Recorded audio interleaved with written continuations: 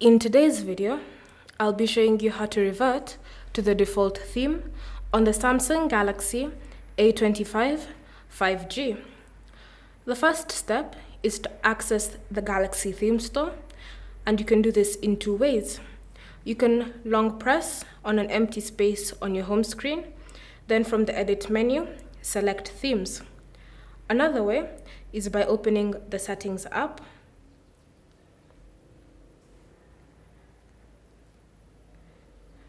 and in settings, scroll and select the option themes.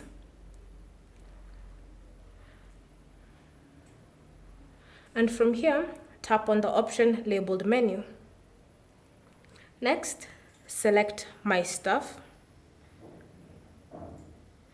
and ensure that themes has been selected. From here, you should see a theme labeled default. Tap on it and then select Apply. Wait for that theme to be applied.